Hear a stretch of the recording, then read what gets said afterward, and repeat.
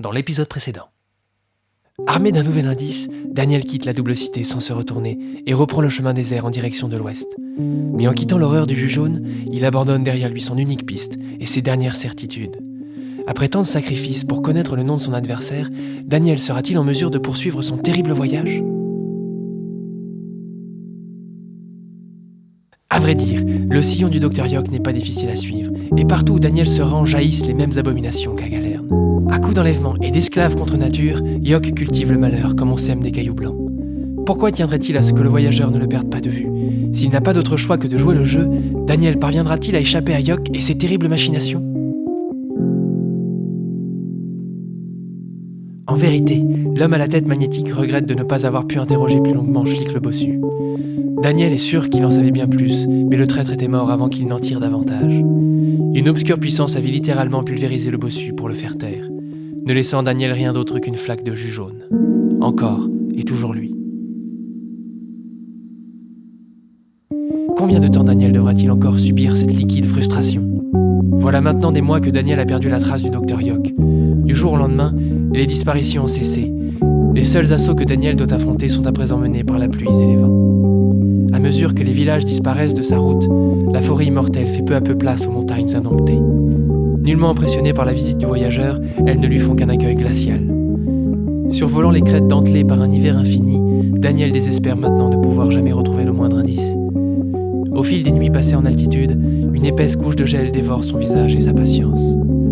Son frigo volant, alourdi par la neige incessante, est de plus en plus difficile à manœuvrer. Daniel n'a pas d'autre choix que de s'arrêter. Les forces contraires le laisseront-elles reprendre un jour sa route ? Survivra-t-il à l'indifférence glacée des sommets silencieux ?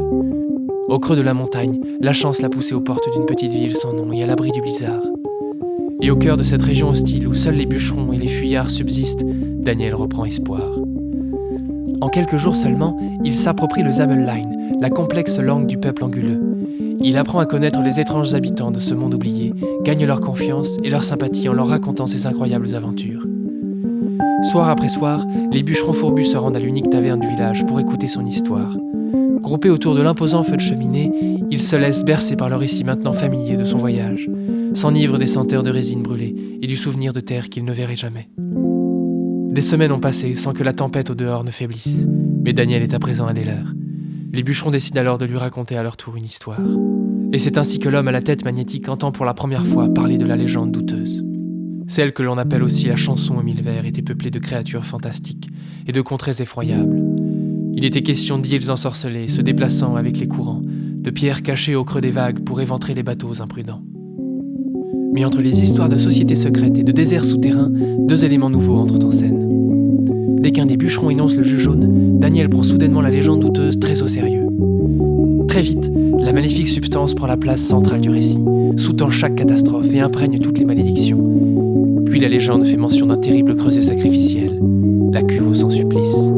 Un frisson parcourt l'assemblée. Daniel se lève et ferme la petite fenêtre entr'ouverte. Désormais persuadé que la légende ne peut être qu'une simple fiction, Daniel interroge les bûcherons jusqu'à la connaître dans ses moindres détails. Hélas, des siècles de transmission orale déforment les faits aussi sûrement que l'érosion change les montagnes en désert. Truffé d'aberrations et de contresens, le labyrinthe de la chanson en 1000 vers semble mettre Daniel au défi. S'il y a encore un peu de vérité qui sommeille dans cette histoire, Daniel sera-t-il capable de la débusquer ?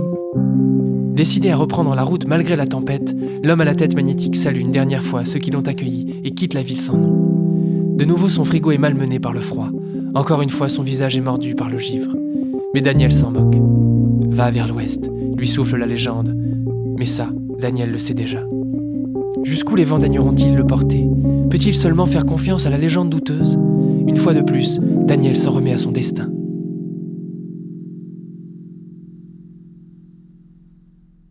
Pendant presque un mois, Daniel avait couru après les chimères de la légende douteuse. Il avait entrepris de coucher sur le papier ses différentes variantes, et sans le savoir, il en constituait sa toute première version écrite. Avec méthode, il compila patiemment les inextricables péripéties de la chanson aux 1000 vers.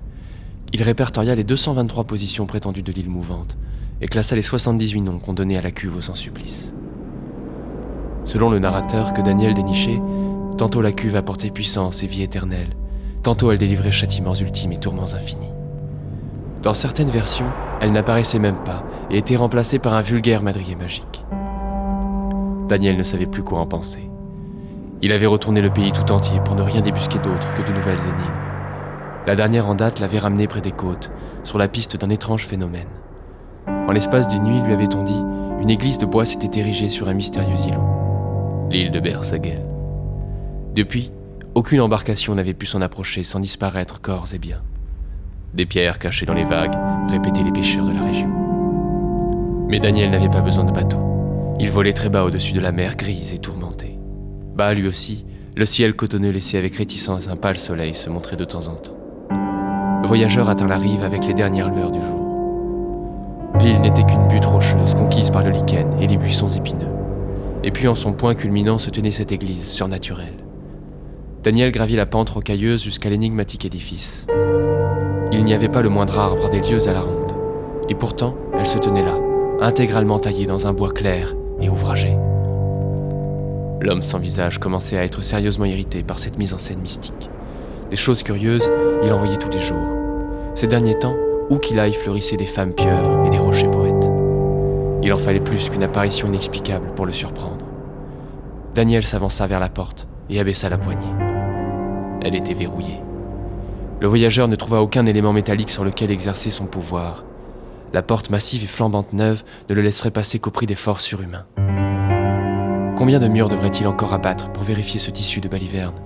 Mais que fabriquait-il donc ici ? Des îlots comme celui-là, il y en avait plusieurs centaines dans la région. Qu'est-ce qui lui garantissait que Bersagel était bien l'île de la légende ? C'en était trop. Daniel fit volte-face et redescendit vers son frigo, l'enfourcha et s'élança à toute vitesse dans le cœur impénétrable de la nuit déjà avancée. L'homme à la tête magnétique fulminait. Il avait passé un mois entier à traquer du vent. Il avait été assez naïf pour croire que les sornettes de la légende douteuse le mèneraient quelque part. Daniel savait reconnaître une impasse quand il en voyait une. Bersagel n'avait rien d'autre à offrir que de la mousse et un mauvais rhume. Fini les nuits glaciales à la recherche d'improbables indices. Fini les journées sous la pluie à attendre un signe qui ne viendrait jamais. Il avait eu sa dose de cul-de-sac et de pistes fumeuses.